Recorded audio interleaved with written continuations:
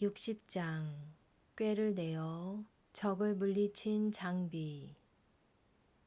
구석을 받은 후 기고만장해진 조조는 거드름을 피우며 말했어요. 이제는 강동을 쑥대밭으로 만들어줄 것이다. 40만 군사는 지금 당장 출동 준비를 하라. 명령을 내린 조조가 순욱에게 말했어요. 이번에는 그대도 함께 가세. 음흉한 조조의 말투에 순욱은 마음속으로 생각했어요. 내 몸이 늙고 병들어 전쟁에 참가하지 않은 지 오래되었거늘 조조 장군이 굳이 나를 데리고 가려는 것은 나를 전쟁터로 끌고 가 죽이려는 속셈이다. 수십 년 동안 조조를 가까이 모셔온 순욱은 어느 누구보다 조조의 생각을 잘 알고 있었어요. 순욱은 희미한 미소를 지으며 대답했어요. 저는 늙고 병들어 이번 전쟁에는 함께하지 못할 것 같습니다. 순욱의 말에 조조는 아무런 대꾸 없이 날카로운 두 눈으로 순욱을 노려보았어요. 며칠 뒤 아프다는 핑계로 집에서 쉬고 있던 순욱에게 조조의 신하 하나가 찾아왔어요. 조조 장군께서 내리신 것입니다. 신하가 음식이 담긴 그릇을 내미니 순욱이 공손히 그릇을 받아들어 뚜껑을 열어보았어요. 그런데 그릇 안에는 아무것도 담겨있지 않았어요. 비어 있구나. 아무것도 먹을 것이 없다는 뜻인데 이제 나에게 줄 마음이 없다는 뜻이구나. 순욱은 그동안 조조를 섬긴 일이 후회되었어요. 내가 수십 년 동안 모신 주인이 이것밖에 안 되는 사람이었구나. 누구를 탓하겠느냐. 사람을 잘못 본 내 탓이다. 순욱의 양볼에 뜨거운 눈물이 흐르니 순욱은 그 길로 독약을 마시고 목숨을 끊었어요. 이때 그의 나이 50이었어요. 조조는 40만 대군을 거느리고 강동으로 향했어요. 조조는 가장 먼저 그의 부하장수 조옹에게 군사 3만 명을 주고는 송건의 진영을 살피고 오라 명령했어요. 조옹이 돌아와 보고했어요. 강동의 군사들이 강변의 진영을 치고 깃발을 펄럭였지만 군사들은 하나도 보이지 않았습니다. 조조는 직접 군사 100여 명을 거느리고 높은 산에 올라 강동 군사들의 진영을 살펴보았어요. 조조의 눈앞에 펼쳐진 강동의 진영을 본 조조는 크게 감탄하여 벌어진 입을 다물지 못했어요. 가장 커다란 배에 신하들을 거느리고 앉아있는 송건의 모습이 늠름해 보였기 때문이에요. 그때였어요. 펑 소리와 함께 송건의 진영에서 수많은 군사들이 뛰쳐나와 조조의 진영으로 달려가는 것이 보였어요. 큰일이다. 어서 산을 내려가야겠다. 조조가 서둘러 산을 내려가는데 산 아래에서 1000명이 넘는 강동의 군사들이 소리를 지르며 조조를 향해 산으로 올라오고 있었어요. 조조가 산 꼭대기에 있다. 조조를 잡아라. 당황한 조조가 소리쳤어요. 말머리를 돌려 옆으로 달아나라. 조조의 말이 끝나기도 전에 강동의 장수 한당과 주태가 조조를 덮쳤어요. 조조 내 이놈, 여기가 어디라고 감히 저들어왔느냐. 깜짝 놀란 조조의 얼굴이 하얗게 질리니 조조의 부하장수 허저가 조조에게 달려오며 소리쳤어요. 어서 몸을 피하십시오. 적들은 제가 상대하겠습니다. 허저가 단숨에 달려와 한당과 주태를 상대하니 이 틈을 타 조조는 쏜살같이 도망쳐 자신의 진영으로 돌아올 수 있었어요. 그날 밤 잠들어 있던 조조는 멀리서 들려오는 요란한 함성 소리에 놀라 잠에서 깼어요. 조조가 황급히 말을 타 소리 나는 곳으로 달려가 보니 불길이 치솟으며 강동의 군사들이 쳐들어오고 있었어요. 적들을 막아라. 조조의 군사들은 강동의 군사들에 맞서 싸웠지만 결국 도망칠 수밖에 없었어요. 한편 형주의 제갈공명은 명절을 맞아 여러 장수들과 신하들을 불러 모아 잔치를 벌이고 있었어요. 이때 서쪽 하늘에 장군별 하나가 떨어지니 이것을 본 공명은 깜짝 놀라 그만 술잔을 떨어뜨렸어요. 참으로 슬픈 일이구나. 뜬금없이 슬퍼하는 공명을 본 여러 장수들이 의아한 표정으로 공명에게 물었어요. 무슨 일로 슬퍼하십니까? 공명이 대답했어요. 지난번 서쪽 하늘에서 장군별 하나가 흔들리는 것을 보고 유비 장군께 조심하라 편지를 보냈다. 그런데 지금 그 별이 떨어졌으니 아마도 방통이 죽은 것 같다. 장수들은 공명의 말을 믿을 수 없었어요. 며칠 후 공명에게 유비의 편지가 도착하니 방통이 낙봉파에서 적의 화살을 맞아 죽었으니 공명은 어서 서천으로 오라는 글이 적혀 있었어요. 공명은 방통의 죽음을 슬퍼하며 눈물을 흘렸어요. 지금 당장 서천으로 가 방통의 원수를 갚아주어야겠다. 공명은 즉시 장수들을 불러 모아 명령을 내렸어요. 관우 장군은 이곳에 남아 형주를 지키시오. 이제 형주의 모든 일은 장군의 손에 달렸소. 유비 장군과 한 맹세를 잊지 마시고 최선을 다해 이 땅을 지켜주시오. 만약 조조와 송건이 동시에 침입해 오면 북쪽의 조조와는 싸우되 동쪽의 송건과는 손을 잡으시오. 관우가 고개를 끄덕이자 공명은 여러 장수들을 둘러보며 말했어요. 모든 장수들은 내가 없는 동안 관우 장군을 모시고 힘껏 도우라. 공명은 장비와 조자룡을 보며 말했어요. 장비 장군과 조 장군은 나와 함께 서천으로 가야겠소. 하지만 모두 같은 길로 가지는 않을 것이오. 장비 장군은 군사 1만 명을 거느리고 큰 길을 따라 북으로 가 유장의 군사를 빼앗고 낙성의 서쪽으로 쳐들어가시오. 조 장군은 군사 한 무리를 거느리고 강주길을 따라 올라 낙성에서 장비 장군과 만나시오. 나는 군사 1만 5천 명을 거느리고 다른 길로 낙성을 쳐들어갈 것이오.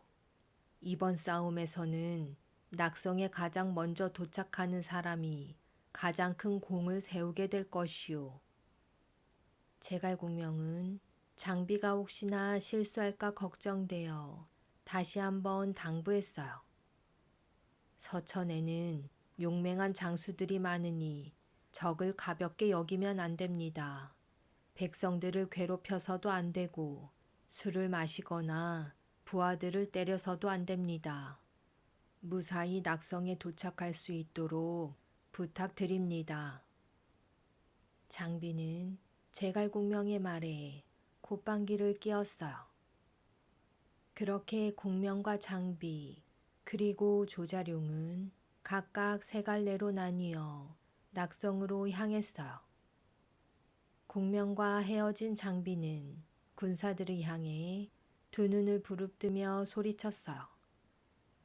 너희들은 유비 장군의 군사들 중에서도 가장 용감한 이 장비님의 부하들이다.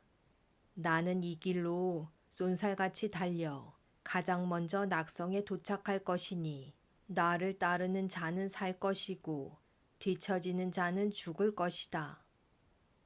장비가 윽박지르자 군사들은 걸음을 재촉했어요. 거침없이 낙성으로 향하던 장비의 군대는 파군 땅에서 멈추었어요. 파성을 지키던 장수 어마는 나이가 많으나 용맹한 장수였어요. 장비가 쳐들어온다는 소식을 들은 어마는 성문을 걸어 잠근 채 성 안에 숨어 꼼짝도 하지 않았어요. 장비는 서천 출신의 병사 하나를 불러 어만에 대해 물었어요. 병사가 대답했어요. 어만은 비록 늙었으나 힘이 장사입니다. 활과 칼을 장난감처럼 휘둘러 혼자서 10,000명의 병사를 상대하는 서천에서 둘째라면 서러울 정도로 용맹한 장수입니다. 장비는 입을 삐쭉 내밀고는 병사에게 명령했어요. 그럼 너는 지금 당장 군사를 거느리고 파성 가까이가 늙은 어만에게 전해라. 순순히 항복하면 목숨을 살려주겠지만 항복하지 않고 버티면 한 놈도 남김없이 씨를 말려버리겠다고 말이다. 병사는 곧장 파성으로 달려가 어만을 부르며 소리쳤어요. 늙은 영감탱이 어만아, 우리 장비 장군님이 즉시 항복하라신다. 그렇지 않으면 성 안의 모든 놈들을 싸그리 죽여버리겠단다. 그러니 고집 부리지 말고 어서 나와 무릎을 꿇어라.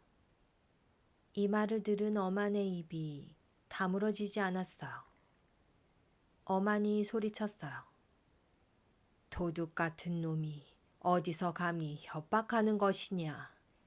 모두 화살을 날려 저놈들을 죽여라.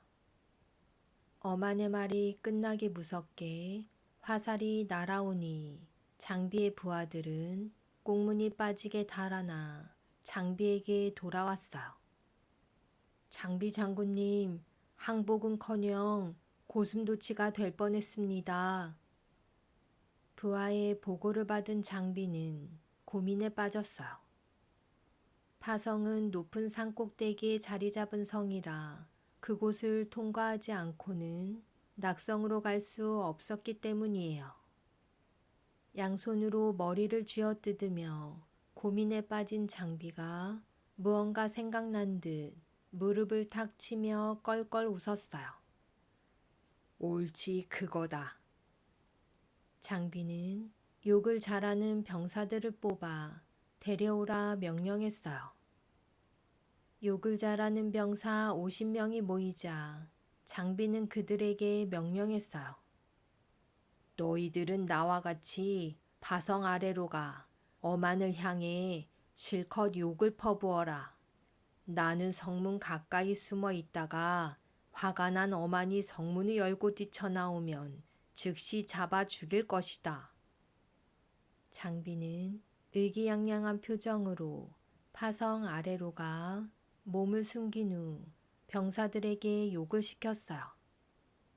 어만이 늙은 영감탱이야. 바보 겁쟁이, 호랑이 말코 같은 놈아. 지렁이만도 못한 겁쟁이야. 장비의 부하들이 신이나 욕을 퍼부어댔지만 어만은 꼼짝도 하지 않았어요.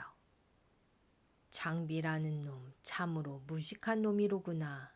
겨우 이까지 계책으로 나를 죽이려 들다니.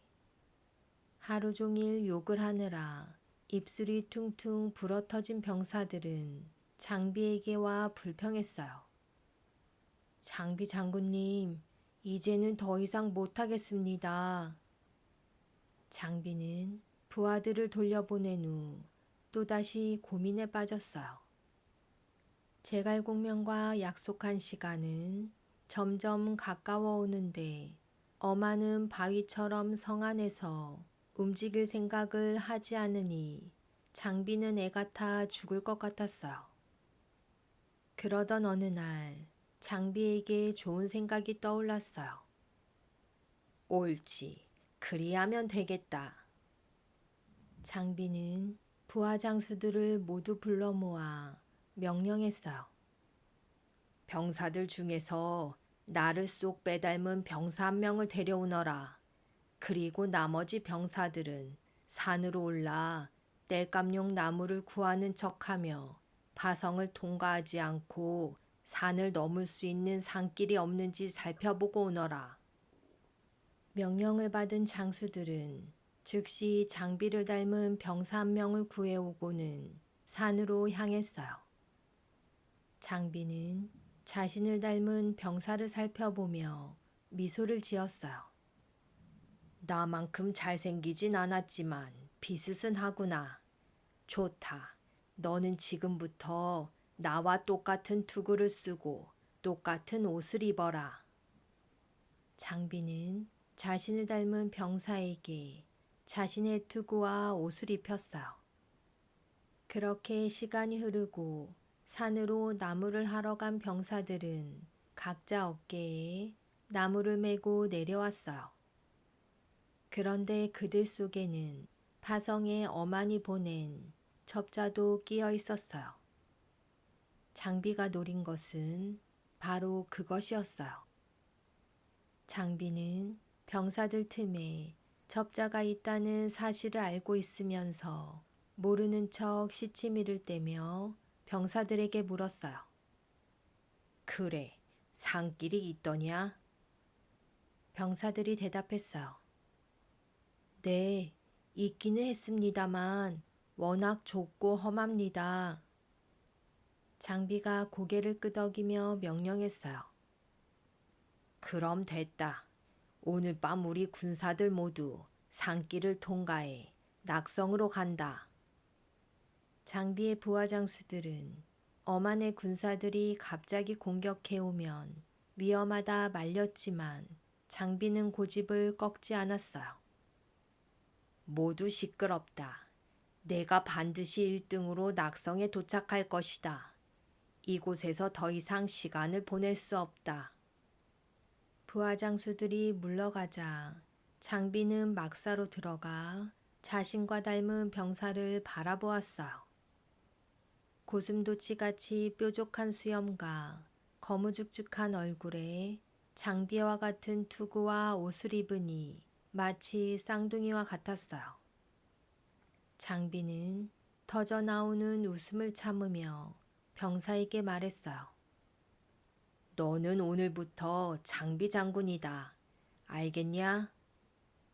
그 사이 어만이 보낸 첩자는 아무도 모르게 어만에게 달려갔어요. 장군님, 적들이 나무를 한다는 핑계로 파성을 통과하지 않고 산을 넘어갈 수 있는 산길을 발견했습니다. 어만이 두 눈을 반짝이며 물었어요. 그래서 어찌한다더냐? 병사가 대답했어요. 오늘 밤 그 산길로 모든 군사를 이동시킨다고 하였습니다. 어만이 껄껄 웃었어요. 멧돼지 같은 놈이 드디어 내 그물에 걸려들었구나. 좋다. 오늘 밤 오솔길에 숨어 있다. 적들이 좁은 길로 지나갈 때 음식과 말먹이를 실은 수레를 모두 빼앗을 것이다. 무식한 장비놈이 맨몸으로 먼 길을 갈 수 있는지 보자꾸나. 그날 밤 어만은 장비가 지나갈 산길 곳곳에 군사들을 숨겨두고 장비가 지나가기만을 기다렸어요. 밤 12시가 되자 달빛이 좁은 숲길을 뿌옇게 비추니 어디선가 풀잎을 스치는 말발굽 소리가 들려오기 시작했어요. 이윽고 장비가 군사들을 거느리고 발소리를 죽이며 천천히 다가오고 있었어요. 어만이 명령했어요. 모두 납작 엎드려라. 군사들은 숨소리를 죽이고 장비와 군사들이 모두 지나가기만을 끈질기게 기다렸어요. 잠시 후 식량과 말이 먹을 풀을 실은 수레들이 줄지어 나타났어요. 어마는 칼을 뽑아들며 소리쳤어요. 모든 군사는 나가 싸우라. 어만의 외침과 동시에 불화살이 곳곳에 쏟아지며 함성 소리가 울리니 사방에서 어만과 그의 군사들이 쏟아졌어요. 지금이다. 남김없이 모두 빼앗아라. 어만이 외치자 군사들이 쏜살같이 달려나갔고 장비의 군사들은 수레고 뭐고 다 팽개치고 이리저리 흩어져 달아나 버렸어요. 신이 난 어만의 군사들은 장비의 군사들이 두고 간 수레를 뒤지기 시작했어요. 어만의 군사들이 여기저기서 외쳐댔어요. 이게 뭐야? 솔방울 아니야? 이건 모두 나뭇잎인데? 그제야 함정에 빠진 것을 눈치챈 어만이 군사들에게 다급히 외쳤어요. 함정이다. 모두 침착하게 질서를 지켜라. 그때였어요. 늙은 영감탱이 거기 섰거라. 이 장비님이 너를 잡으러 왔다. 소스라치게 놀란 어만이 고개를 돌려보니 송충이처럼 꿈틀거리는 눈썹에 밤송이같이 뻣뻣한 수염, 장비가 틀림없었어요. 네 놈은 분명 조금 전 지나갔는데. 휘둥그레진 어만의 두 눈을 본 장비는 능글맞게 웃기 시작했어요. 깜쪽같이 속았지 이놈아. 아까 지나간 놈은 가짜 장비고 내가 진짜다. 어만의 얼굴이 일그러지며 그의 입에서 고통스러워하는 신음소리가 새어나왔어요. 분하다. 저런 무식한 놈에게 속다니. 장비가 장팔삼으로 휘두르자 어만이 칼로 받아치니 순간 둘 사이에서 불꽃이 튀었어요. 어만은 재빠르게 칼을 휘둘러 장비의 어깨를 향해 내리쳤어요.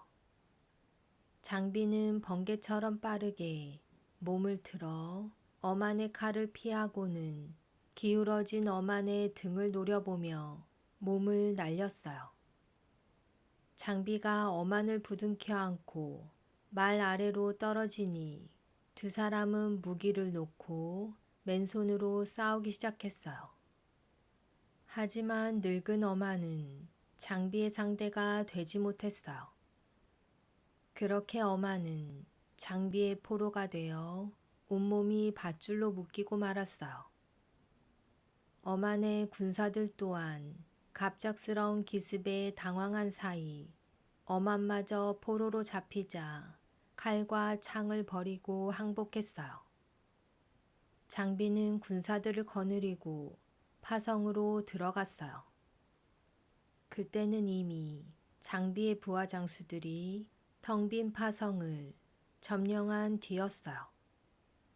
어만을 끌고 오너라. 장비 앞으로 끌려온 어만은 무릎을 꿇지 않은 채 두 어깨를 펴고 고개를 뻣뻣이 세운 채 당당히 섰어요. 장비가 물었어요. 네 놈은 싸움에서 져놓고 어찌하여 항복하지 않느냐? 어만이 대답했어요. 네 놈들이 우리를 저버리고 우리 서천 땅을 쳐들어왔으니 서천의 장수라면 당연한 것이 아니냐. 혀를 깨물어 죽었으면 죽었지 절대 항복하지 않을 것이다. 당당한 어만의 말과 행동에 장비는 당황스러웠어요. 어쨌든 항복해라. 그러면 이 장비님이 네 놈의 목숨은 살려주겠다. 하지만 어만은 고집을 꺾지 않았어요. 웃기는 소리 하지 말고 어서 나를 죽여라.